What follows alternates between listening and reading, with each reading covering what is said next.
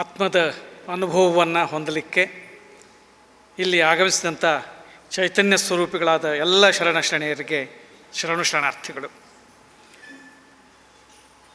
ಬಸವಗೀತೆ ಸದಾ ನಮ್ಮ ಒಳಗಿನ ಗೀತೆ ಆಗಬೇಕು ಅಂಥೇಳಿ ಈಗದ ಎರಡನೆಯ ಕಂತು ಬಂದಿದೆ. ಈಗಾಗಲೇ 100 ಕಂತುಗಳ ಒಂದು ಬಸವಗೀತೆ ಮೊದಲ ಭಾಗ ಬಂದಿದೆ, ಇದು ಎರಡನೇ ಭಾಗ ಬಂದಿದೆ. ಈ ಎರಡು ಬಸವಗೀತೆಗಳಿಗೆ ಮೂಲ ಅರಿವೇ ಗುರು ಅನ್ನುವಂಥ ಒಂದು ಕೃತಿ.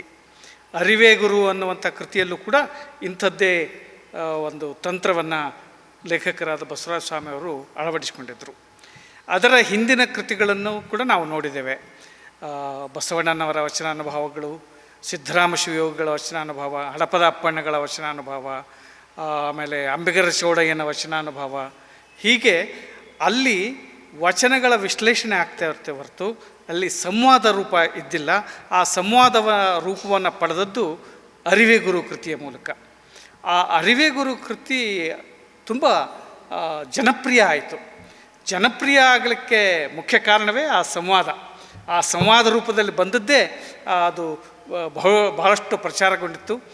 ಅದರ ಒಂದು ಒಂದು ಏನು ರೇಡಿಯೋ ರೂಪವನ್ನು ನಾವು ಮಾಡಿದ್ದೇವೆ ಅನ್ನೋದು ನನ್ನ ಹೆಮ್ಮೆ, ನನ್ನ ಸೌಭಾಗ್ಯ ಕೂಡ. ಇಂಥದ್ದೊಂದು ಬಸವಗೀತೆಯಲ್ಲೂ ಮತ್ತು ಅರಿವೇ ಗುರು ಈ ಕೃತಿಯ ಮೂಲಕ ನಾನು ಬಸವರಾಜ ಸ್ವಾಮಿಗಳ ಜೊತೆಗೆ ಒಡನಾಟ ಹೆಚ್ಚಾಗ್ತಾ ಹೋಯಿತು. ನಾವು ತತ್ವಜ್ಞಾನದ ವಿದ್ಯಾರ್ಥಿಯಾಗಿ ಆಸಕ್ತಿಯುಳ್ಳವನಾಗಿ, ಆದರೆ ಅನುಭವದ ನಮ್ಮ ಅರಿವನ್ನು ಮತ್ತು ಹರಿವನ್ನು ಹೆಚ್ಚಿಸಲಿಕ್ಕೆ ಪ್ರಯತ್ನ ಮಾಡಿದವರು ಬಸವರಾಜ ಸ್ವಾಮಿಗಳು. ಹೀಗಾಗಿ ಬಸವರಾಜ ಸ್ವಾಮಿಗಳ ಸಂಪರ್ಕ ನಮಗೆ ಮತ್ತೆ ಅನುಭವದತ್ತ ನಮ್ಮನ್ನು ಕೊಂಡೊಯ್ಯಲಿಕ್ಕೆ ಪ್ರಯತ್ನ ನಡೆದಿದೆ ಅಂತ ಅನ್ನಿಸ್ತದೆ. ಇವತ್ತಿನ ಈಗಾಗಲೇ ನಮ್ಮ ಗುರುಗಳಾದ ರಾಜೂರ್ ಸರ್ ಅವರು ಹೇಳಿದರು, ಬೇರೆ ಬೇರೆ ನೆಲೆಯಲ್ಲಿ ನಾವು ಬಸವಣ್ಣನನ್ನು ಕಂಡಿದ್ದೇವೆ. ಭಕ್ತಿ ಭಂಡಾರಿಯಾಗಿ, ಮಹಾಮಾನವತಾವಾದಿಯಾಗಿ, ಲೋಕ ಕಲ್ಯಾಣಕ್ಕಾಗಿ ನಡೆದಂಥ ಬೇರೆ ಬೇರೆ. ಆದರೆ ನಮ್ಮೊಳಗಿನ ಅರಿವನ್ನು, ನಮ್ಮೊಳಗಿನ ಬೆಳಗನ್ನು ಮತ್ತೆ ಬೆಳಗಿಸುವಂಥ ಕಾರ್ಯದತ್ತ ಏನು ಬಸವಣ್ಣನವರು ಮಾಡಿದರು ಅವರ ವಚನಗಳ ಮೂಲಕ, ಅದರ ಕಡೆಗೆ ನಮ್ಮ ಗಮನ ಹೋಗಲೇ ಇಲ್ಲ. ಅನುಭವದ ಹೊಳೆಯಲ್ಲಿ ನಾವು ಮಿಂದೇಳಲೇ ಇಲ್ಲ. ನಾವು ಹೊಳೆವರೆಗೆ ಹೋದೆವು, ಕೆರೆವರೆಗೆ ಹೋದೆವು, ಅದರ ನೀರು ಮುಟ್ಟಿದೆವು, ಎಷ್ಟು ಚೆಂದಿದೆ ಅಂತೇಳಿ ವಾಪಸ್ ಬಂದೆವು.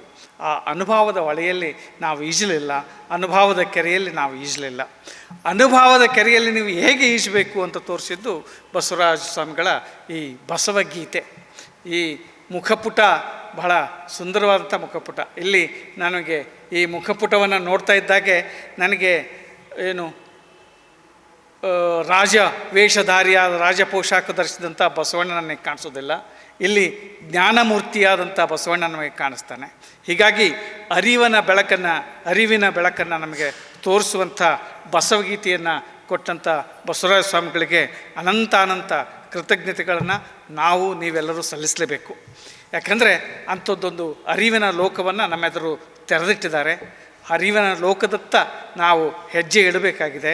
ನಮ್ಮೊಳಗಿನ ಬೆಳಗನ್ನು ಮತ್ತೆ ನಾವು ಕಾಣಲು ಪ್ರಯತ್ನಿಸಬೇಕಾಗಿದೆ.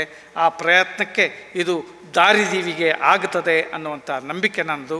ಅಂತಹ ಬೆಳಕನ್ನು ಕಾಣುವ, ನಮ್ಮೊಳಗಿನ ಬೆಳಕನ್ನು ಕಾಣುವ ದಿಸೆಯತ್ತ ನೀವು ಸಾಗೋಣ ಅಂತ ಹೇಳ್ತಾ ನನ್ನ ಮಾತು ಮುಗಿಸ್ತೇನೆ. ನಮಸ್ಕಾರ.